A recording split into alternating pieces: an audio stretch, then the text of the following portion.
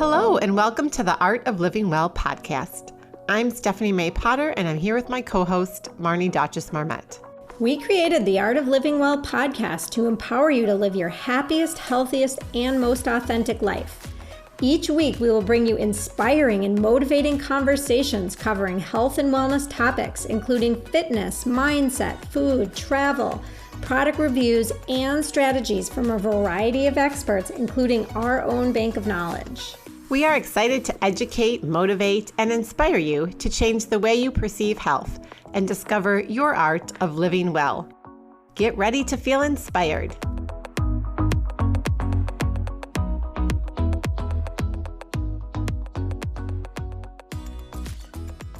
Today's podcast is brought to you by Beekeepers Naturals, the company on a mission to reinvent your medicine cabinet by creating clean and natural remedies that actually work. I started using Beekeepers Naturals a couple years ago after hearing about them on a podcast. And I just loved how effective they worked. They're clean, non-toxic, and natural ingredients. The company's obsessive research and their pesticide testing, as well as their mission to support the pollinators. I just started using their propolis spray, and I absolutely love it. The throat spray is really your daily dose of defense when it comes to naturally supporting your immune system and soothing a scratchy throat. With just 3 simple ingredients, this spray is powered by sustainably sourced bee propolis, an incredible germ fighter that contains over 300 beneficial compounds.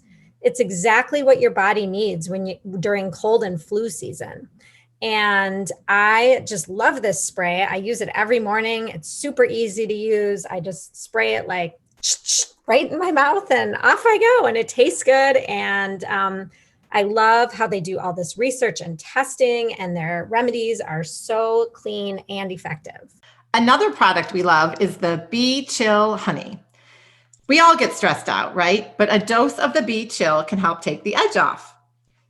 It's great at bedtime. You can put a spoonful of it in your tea to help you toss and turn less. I've actually been doing that most nights. I've been putting a little scoop in my tea and mixing it up, and it tastes so good and it's so calming. And I love having that at the end of the night to just kind of relax me before I go to bed. And a couple other of their honey products are so great. You can buy the Bee Chill in travel size sticks. And so I recently went on a trip and brought it with me. I used it in my tea. I use it in my plain yogurt. And I just have to add that their superfood cacao honey is delicious. I make these chocolate protein balls with it, and they're so good. I actually just made them last night. Now that we're going into winter, it's a great time to upgrade your medicine cabinet and stock it with immune-supporting products. To save 15% off on your first order, go to beekeepersnaturals.com/artoflivingwell. That's beekeepersnaturals.com/ARTOFLIVINGWELL to save 15% off. Simply enter the code Art of Living Well at checkout and shop now for 15% off our favorite immune supporting products that your whole family will love. Hi, before we jump right into today's conversation, we wanted to share a couple of important updates. We are starting our own Art of Living Well book club. And we would love for you to join us in reading the last Law of Attraction book you'll ever need to read by Andrew Kapp, who was on episode number 45 of our podcast.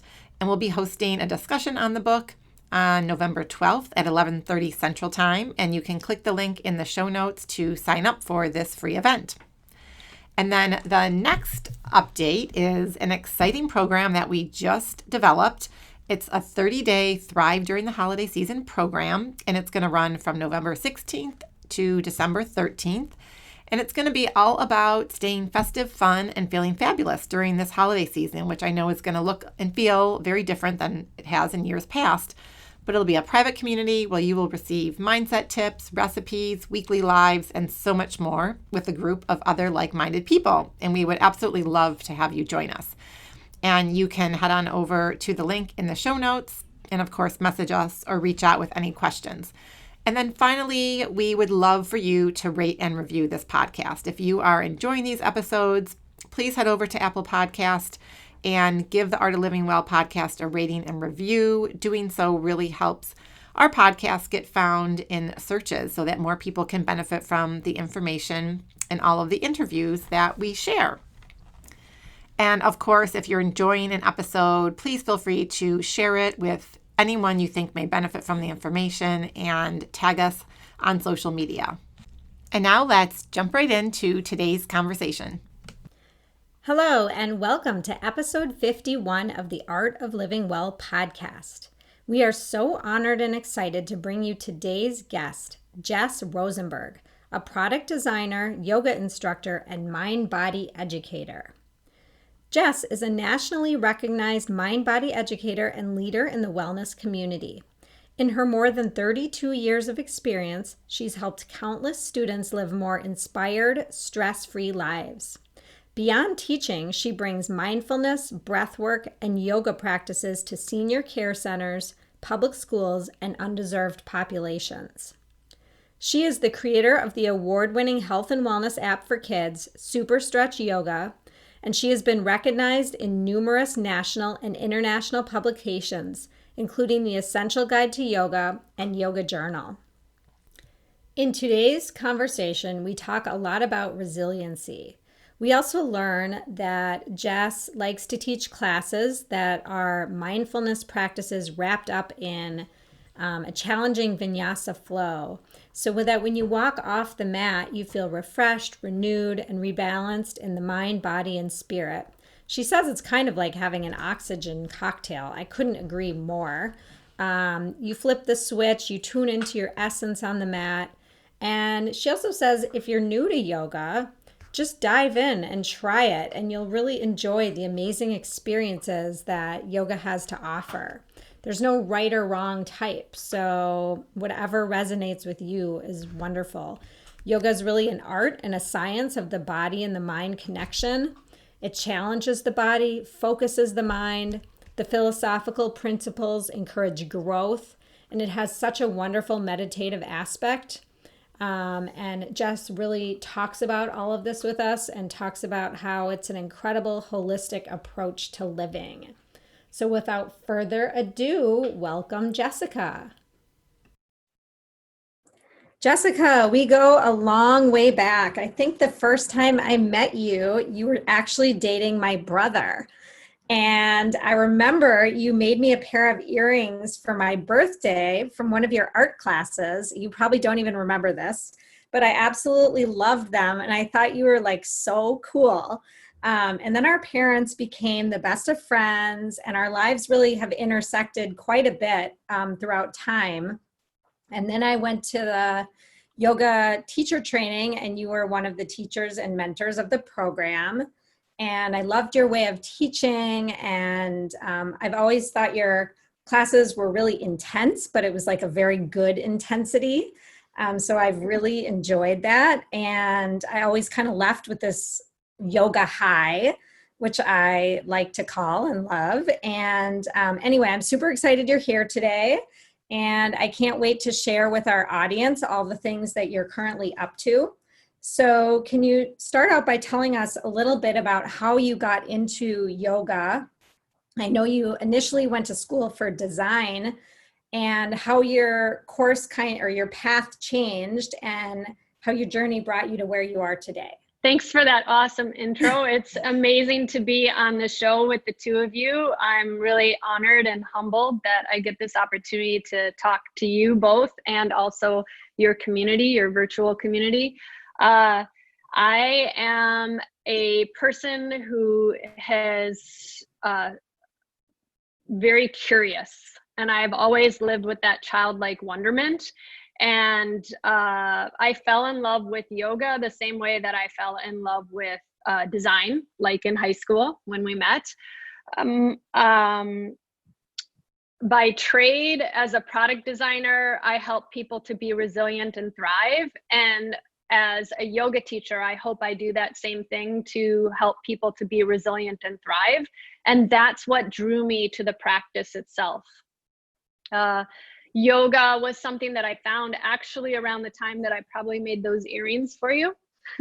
And I found a cool book in a bookstore.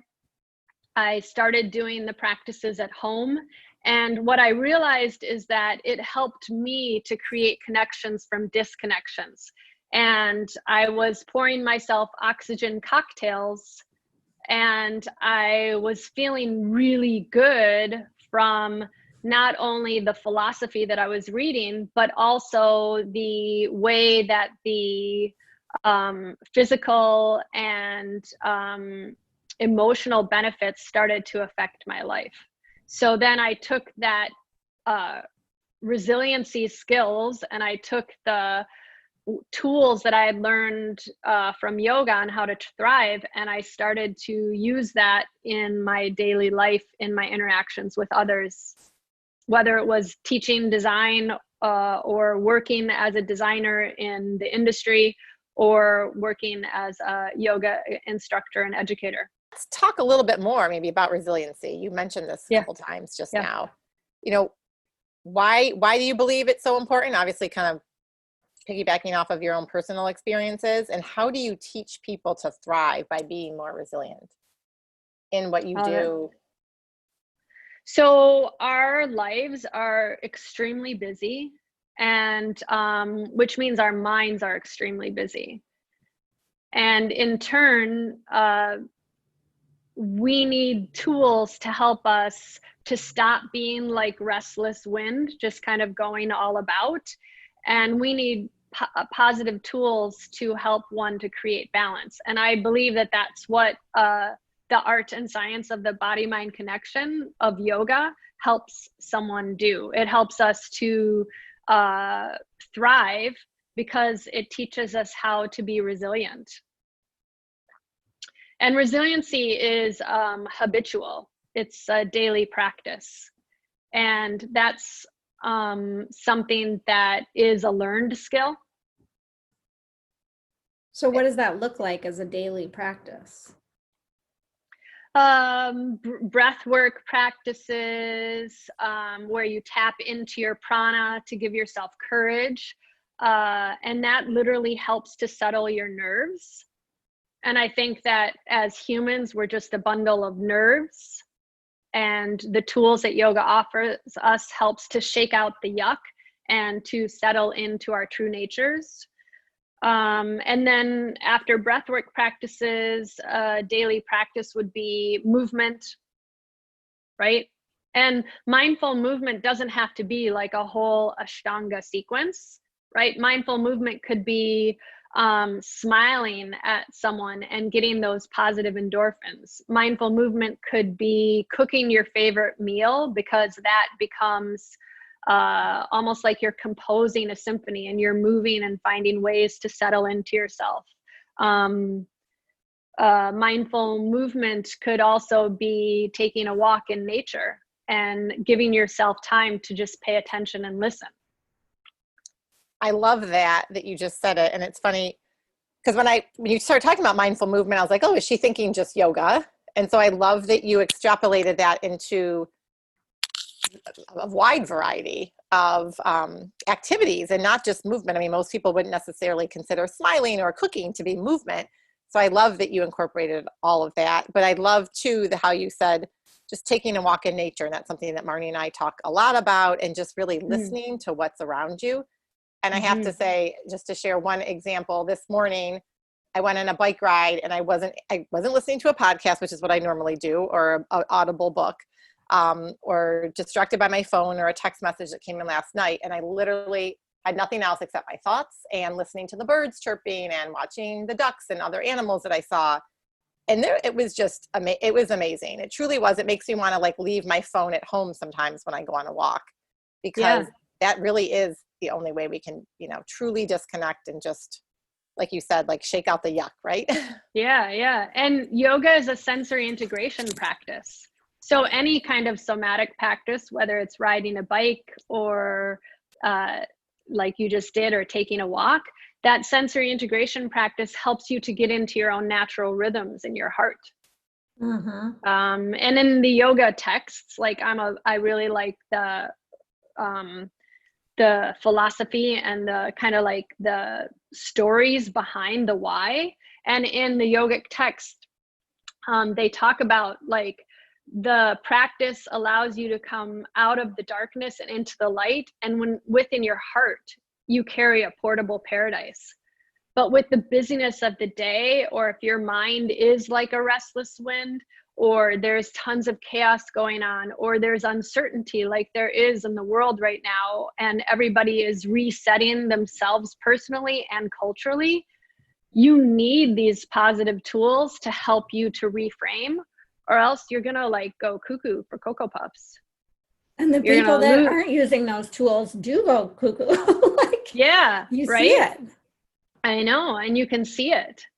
And so I just really think that when we tap into that portable paradise, when we get rid of the darkness, of the thinking that makes us ruminate and negativize life, then we can really, like you said on your bike ride, listen and hear and see, because there's magic all around us and we're alchemists, but we don't give ourselves time to tap into the alchemy of life. We just push through, which in turn produces cortisol and stresses us out and makes us unhappy. And the whole goal of the disciplined practice of yoga, right? Whatever yoga means to you, because there is no right way, offers emotional and physical well-being so that you can be your best self.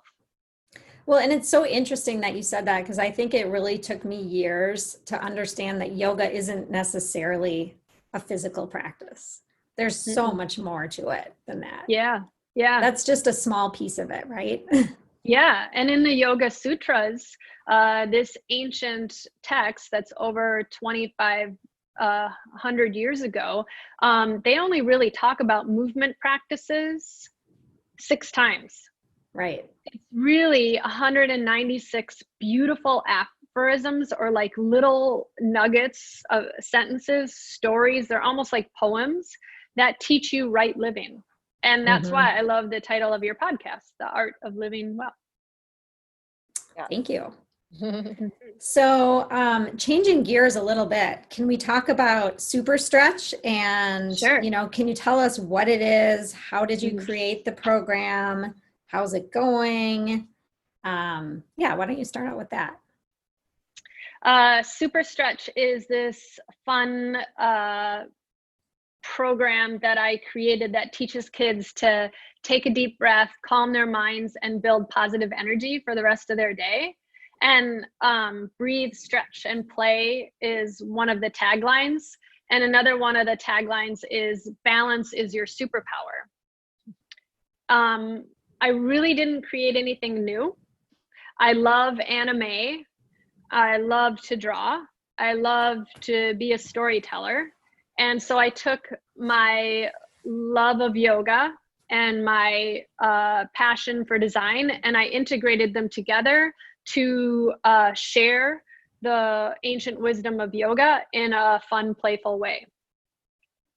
And so literally the same way that I would teach a vinyasa class to an adult, I teach breathe, stretch, and play to help to create positive calming tools to help kids release stress and anxiety so that they can be happy and healthy. And I believe if you implant these tools in kids when they're really young, because I've been doing this now since about 2001, I believe they're tools that can help them soar through life, and then they're superhumans.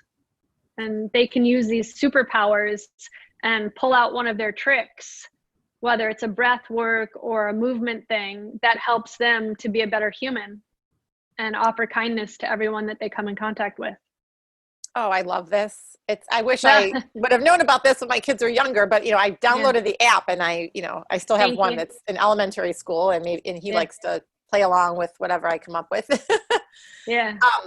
Can you share, I'm sure you have so many examples of how the kids that you've worked with and just the positive change that you've seen as they've used this, these various techniques, right? The breathe, stretch, and play. Can you maybe share a little bit of that with people?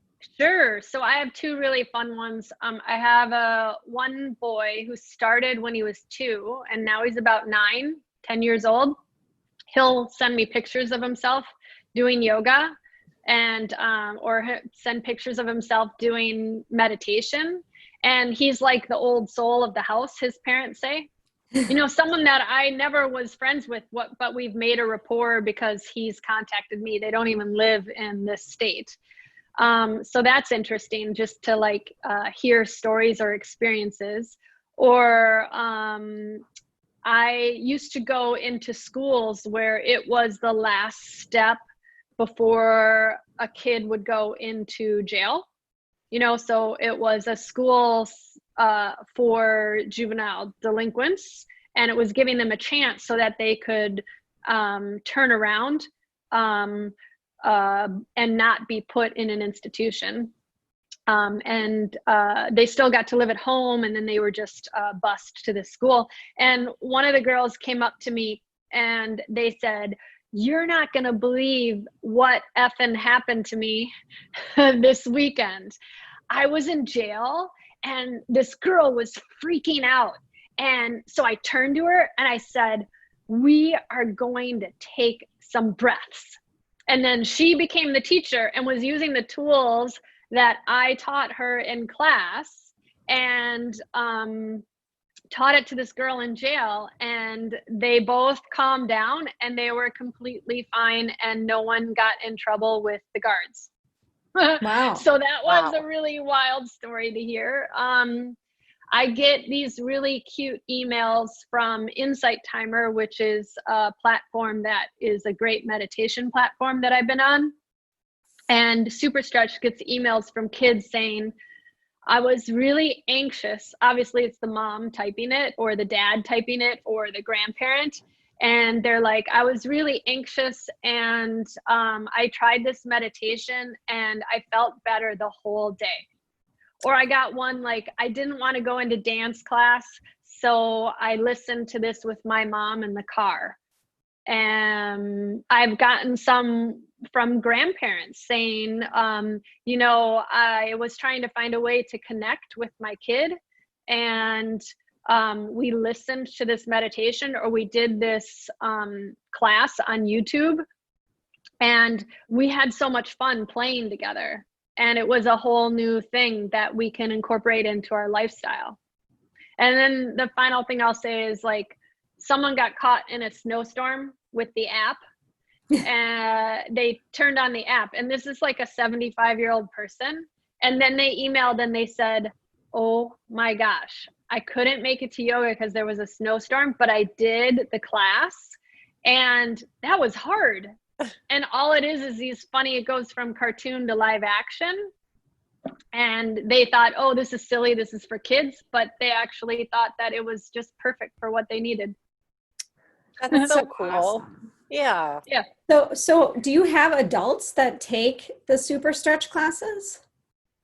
I've taught family yoga classes. Okay. And if an adult does it with a child. Mm-hmm. Yep.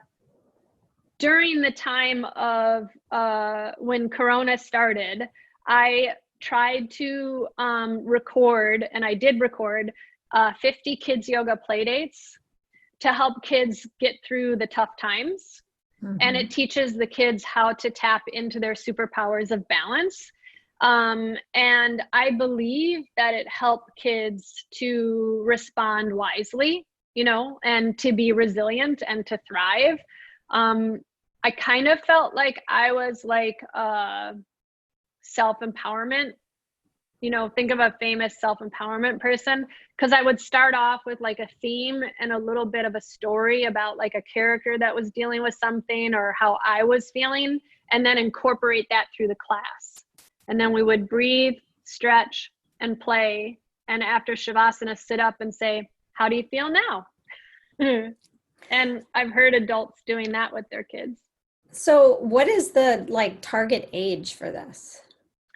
So with the books and the coloring books and the flashcards that you can purchase off the website for Adventures of Super Stretch, the age range is about 2 to about 10, for the playfulness of the flashcards. I truly believe, once now that our world moves so fast and everything's online and you can go to a different state and they have the same shopping mall strip, everything's pretty much becoming homogeneous. And I think that people are growing up faster than maybe we did as kids. And so I think that about 10 years old, kids can start practicing like a regular hatha or vinyasa class with their parents. Obviously, you're not going to do maybe all of the breathing exercises as a kid that an adult would do in a strenuous class. But I think that because we're growing up so fast, you can start yoga at an earlier age. And so you mentioned these 50 kid yoga play dates that you came up with when Corona all started. And now that we're sort of at the end of summer, and by the time this episode airs, it's going to be fall, and parents out there are worried, like, what's going to happen with school? And are we going back, hybrid, virtual? And at some point we may all be virtual. So, again, there's probably going to be a little bit of that like heightened sense of anxiety and stress. I think these are great for parents out there, and we'll link everything in the show notes to have as resources. But what can parents and kids do together, kind of getting back to like empowering your mind and your body, but just in this current environment in particular, and how can yoga and some of the things that you offer really help with that? And kids are likely going to be home a lot more too with their with their parents. Well, I mean, structure. I am someone who probably found, yoga because I suffered from anxiety, and so I'm only teaching things that I really needed to learn myself. And so, I'm not a doctor. I'm just an armchair therapist. I used to tell students during tech classes, like, I'm not a doctor. I just play one on TV, and I use my personal experiences to help other people ride the waves of life with grace and ease. Right. So all of the super stretch classes and all of the adult classes that I have, whether they're on YouTube or Facebook or Instagram TV, I put everything out there, all the content out there, because I wanted people to just take little glimmers of the practices and use what they need at that moment. So yes, we are all suffering from stress and anxiety. But the positive things is that we have tools that can be done for 1 minute or an hour. It just depends on how much time you have. So back to the structure is, I just think that we need to create structures, especially like with little kids, like a to-do list. And they know, like, in the morning, we're going to do this. And then, so we're going to start off with a little bit of movement, and then we're going to have a glass of water, and then we're going to, use the bathroom and brush our teeth, and then, so, you two are parents of beautiful children. So, those kind of systems that help to create structure is going to really help, especially when people are homeschooling. I think even teenagers need that structure, not just the little kids. Like, the teenagers almost need it more in some ways. I would agree. Yeah. I think that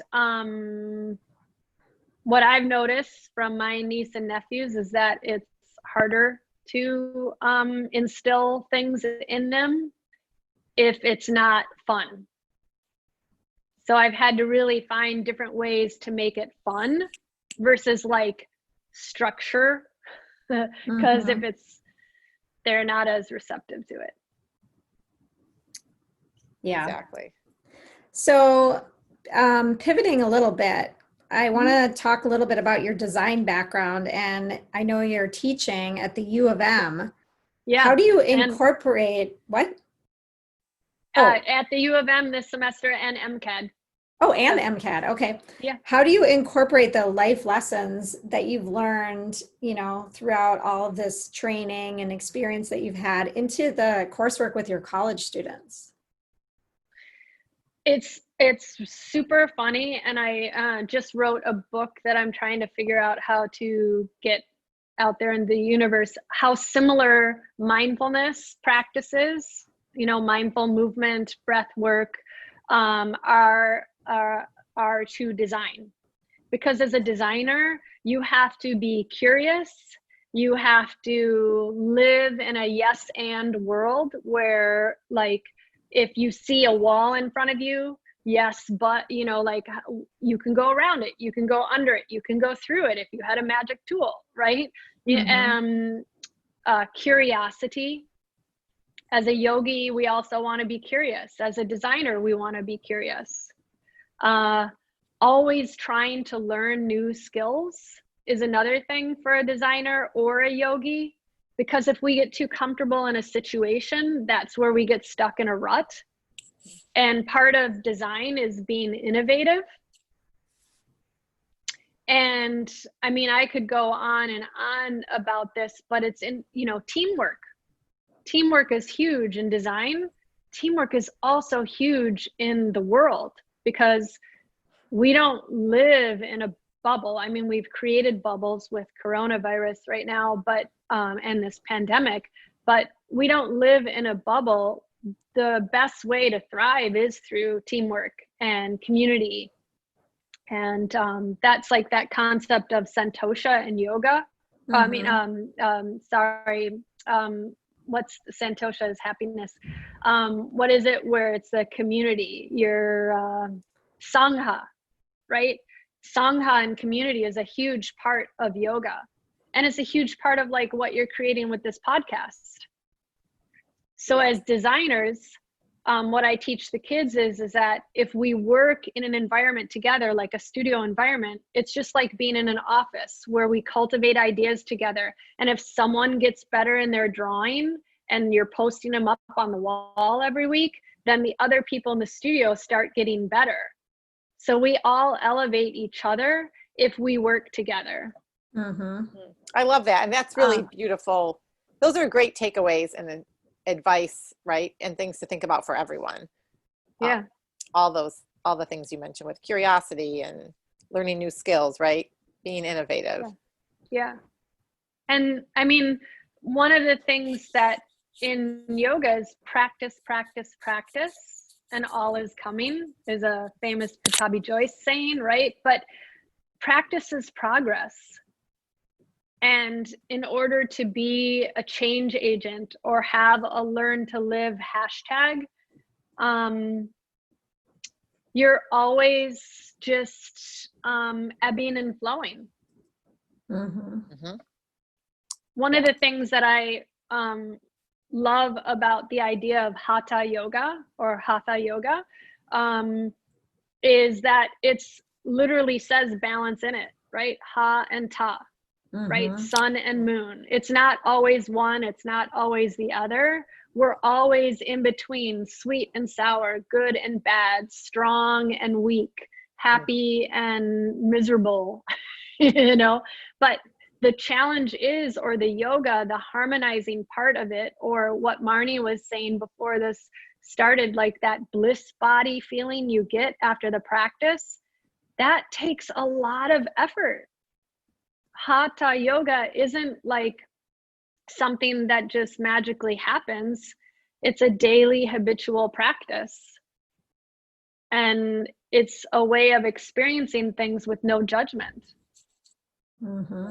I love that. And I think right now there's so much that's out of balance and like the judgment and all these things, right? So like this conversation could not come honestly at a more perfect time. Yeah. For the world. I mean, I guess, yeah, totally. And I don't know if that was a good answer on how design and yoga are similar, but I feel that every human's responsibility to practice ahimsa, right? That in thought, in speech, and in action, the merits of everything we do benefit all beings. And So in ahimsa turn, is no harming for people that don't know what that means. yeah, sorry. No, I Yeah. just wanted to clarify Yeah. that because I think it's an important thing what you're saying, and I want them to understand. Oh yeah, it totally is. And it's funny because like to me, the first principle or the first precept of yoga, which is ahimsa, the non-harming, is teaching ourselves how to be resilient and thrive. Because when you were waking up this morning, did you say something icky to yourself or something positive to yourself? You know, did you judge yourself or someone around you?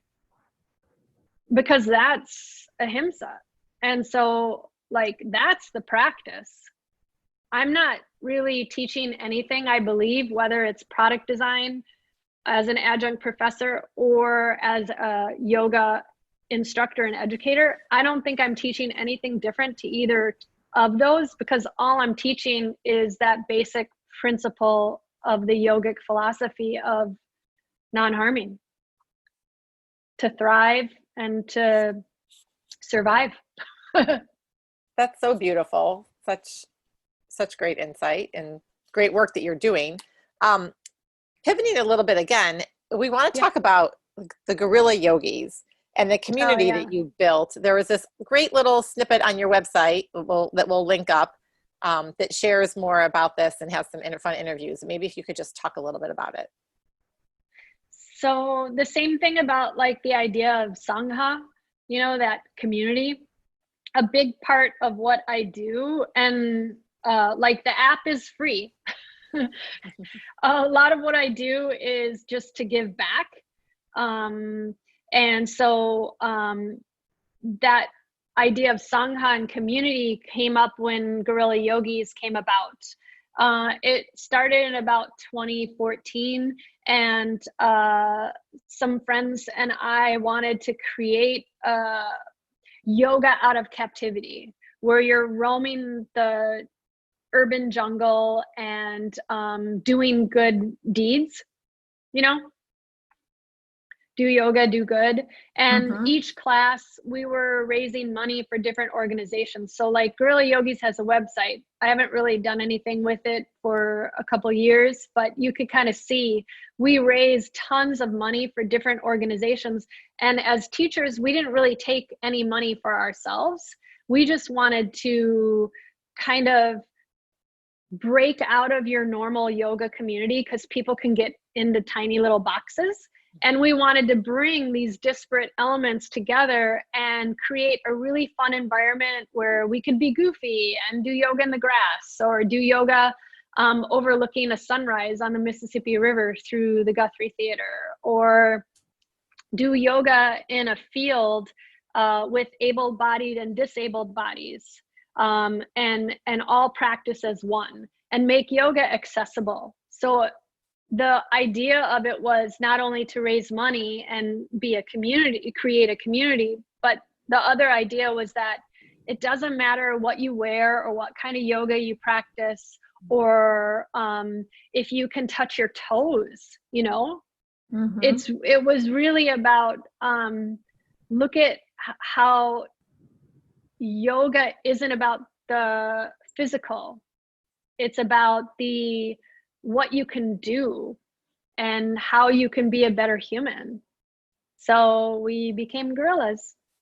So have you thought about bringing that back? Well, because of coronavirus, what I had done is a lot of people had shifted and moved on. And as you can tell, I have a lot of fires going. So I couldn't do it all. And what happened is a lot of studios and a lot of other yoga people were creating the same, started to do outdoor practices. So it got diluted. And then we were doing it quarterly.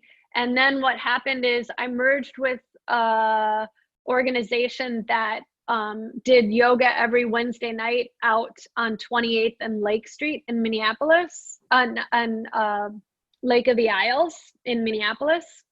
So we reserve from the city a plot of grass and meet every Wednesday night. So like the upcoming 2 Wednesdays, I'm teaching 2 classes, but because of coronavirus and because of the pandemic, we couldn't run classes in the beginning. And we just started running classes 2 weeks ago because the city approved for 30 people to be able to come. But, you know, there were people who were walking by who come and hang out and stuff. But I haven't found a way to bring guerrilla yogis back without getting, it doesn't have the same effect. I don't know. It doesn't have the same vibe as it did when we started it, because now there's so many people who have yoga out there on the street or studios who are doing events. There's a lot of other voices. And so we feel really good that we were at the forefront of more things to bring community together. Yeah, which is great. And I love how you're just making it more accessible. Or yoga doesn't need to be, like you said, something that you have to do in a studio or pay a lot of money or wear certain clothes or be in certain shape or anything like that. Like throw all that, those stereotypes, if you will, out and make it more accessible. And then, you know, think about the yoga high that we talked about and just like what you do and the type of person you are when you leave the mat. Right. And how you take that out into the world, into your community. So it's right. It was And awesome. the Wednesdays at Lake of the Isles sound great. I mean, yeah, it's like, Marnie, we need to do that. Yeah. Like you said, you know, people are doing outdoor yoga all over the city now, but I also think people are really wanting that. Like people are dying for that community. Mostly it can only be outdoors right now. So the more, the better, right? Yeah. Yeah. And we're animals like gorillas. We're social. We need our community in order to keep surviving. We do. Right.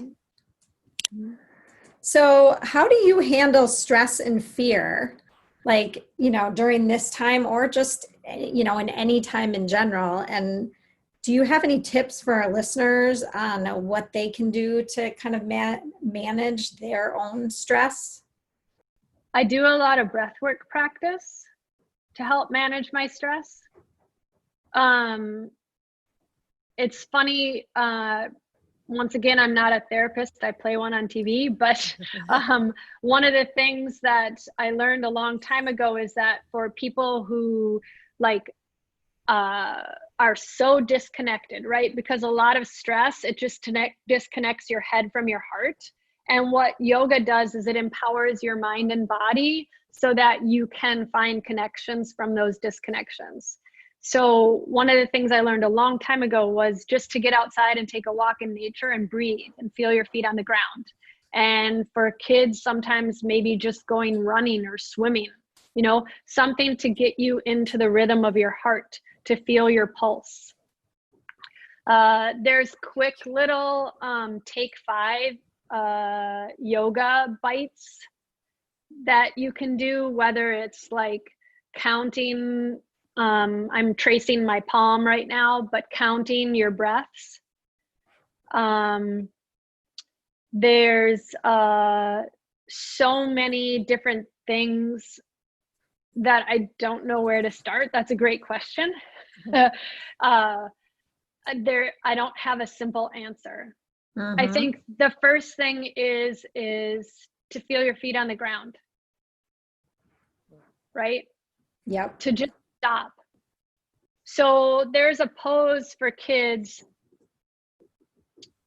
when one is stressed out. We only breathe 30% of the breathing capacity. And one of the big things about prana, or your life force energy, which is what prana is defined as in yoga. One of the things when we're really stressed out is we're not breathing from our solar plexus. And it was called solar plexus for a reason. That's our sun center. That's our, that's where all our power comes from. But if we're stressed out, we're only breathing that 30% of our breathing capacity. So how to get yourself to feel the breath from your belly. A simple tool I have people do is I have them lay down and I have them put a heavy book on their tummy.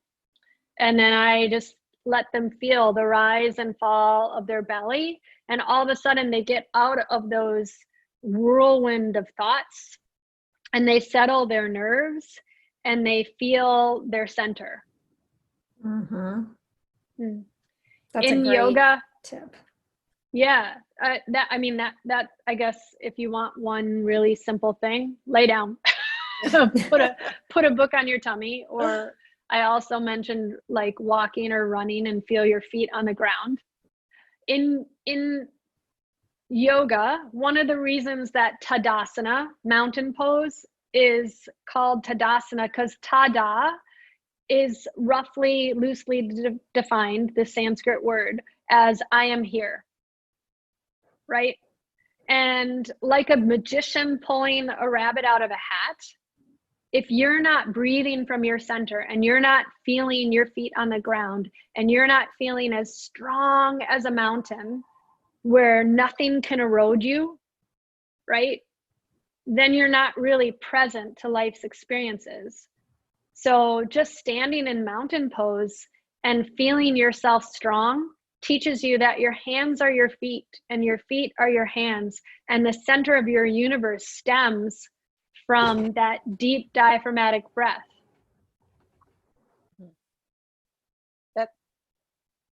That's so powerful. And I don't think a lot of people fully appreciate what just the full deep belly breaths and standing there. There's even people that talk about, just walking on the grass without shoes on, right? Grounding, and the impact that can have. And all this is available to everyone, right? It's free. Exactly. You can do it anywhere, anytime. Maybe the walking outside part in Minnesota, not in the winter, but other than that, Yeah. Those are great tips. It's funny how all these good vibes are free and they're right underneath your nose, right? Because it's your breath, but we don't seem to go there. We seem to grasp outside of things to find the tools that are already within ourselves. But if we stop grasping and clinging, right, and we just let go, that's where the magic happens. That's beautiful. I don't know. I tell people this funny story, and no one can see me right now, but take something next to you and grab onto it with your hands. Oh my gosh, you did it so well. Now grab onto that same object with your foot. Oh my gosh, my foot can grab onto it. Now grab onto that object with your mind and see it, right? Okay.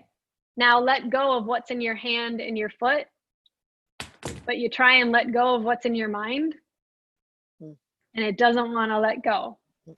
And so the entire skill of yoga is to teach you how to let go in your mind so that you can listen to your heart. And it's so interesting because you described that so simply, but it really takes years of practice to put that into place. Right. And that's the funny thing, is that it's a daily practice. I mean, I'm still teaching myself every day. I'm still learning. Yep.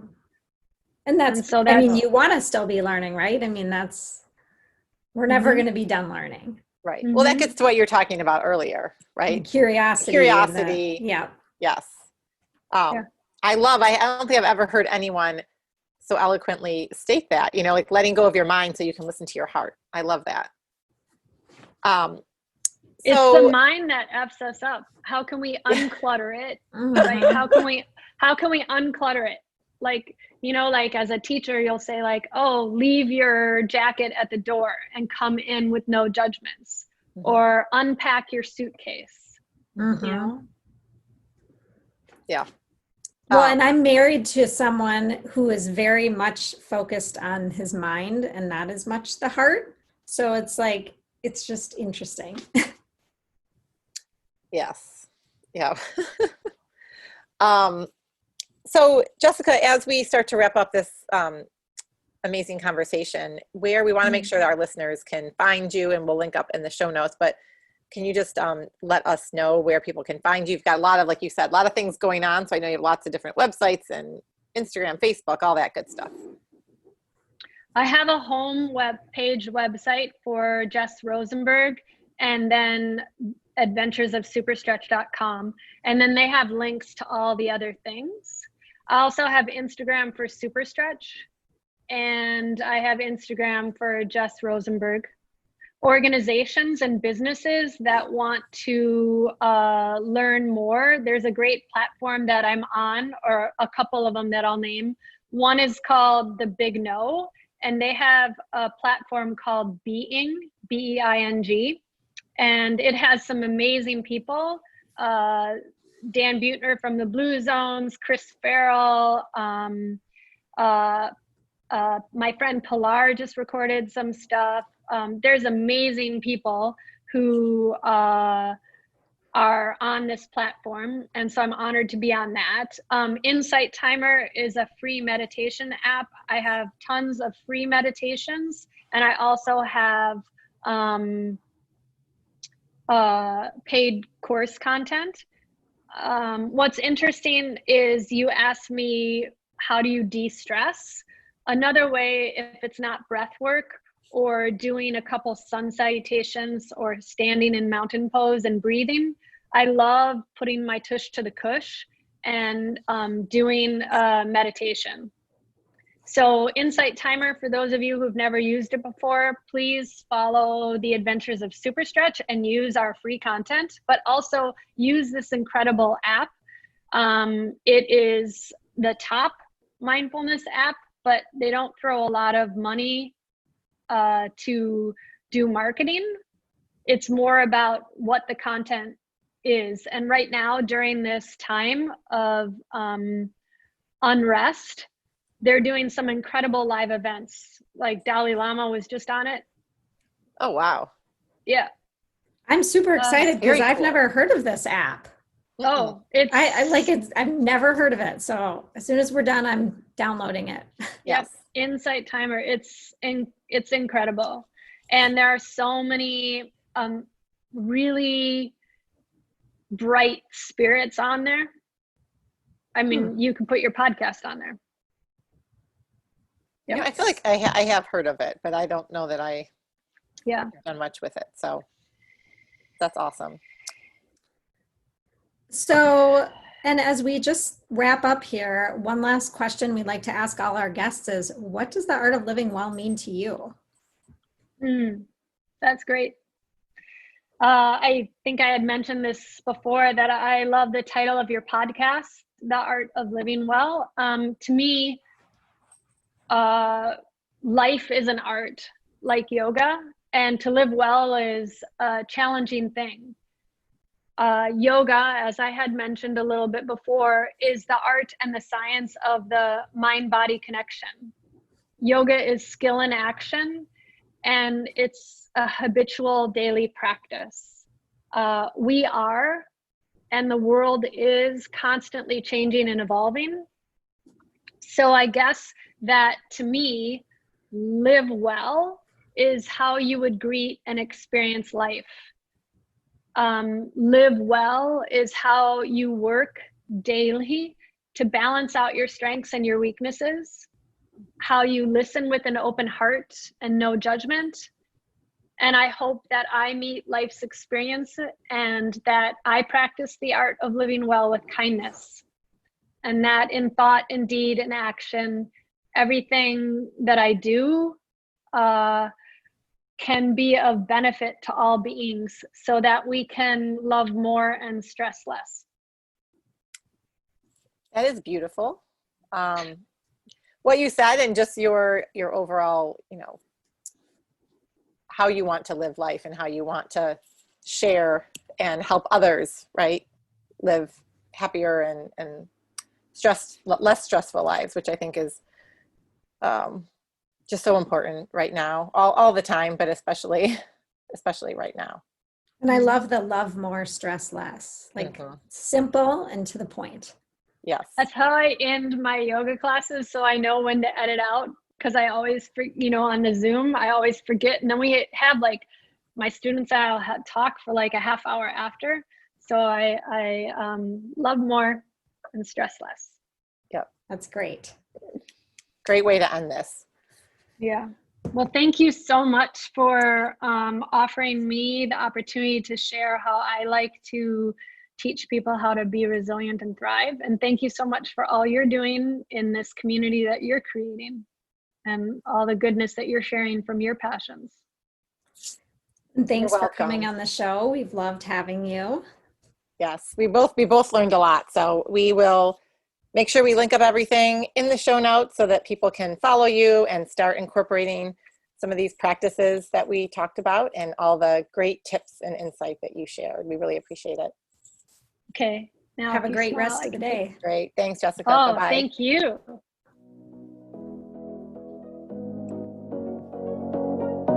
Thank you so much for listening to the Art of Living Well podcast. We are so grateful that you joined us today. If you enjoyed this episode, please share it with a friend or anyone else you think may benefit from this information. We'd love for you to subscribe to our podcast, leave us a review, and tag the Art of Living Well podcast on social media. If you want more inspiration in between episodes, you can find us on social media at theartofliving_well on Instagram and Facebook, where we will share snippets from our daily lives and our journey to living well.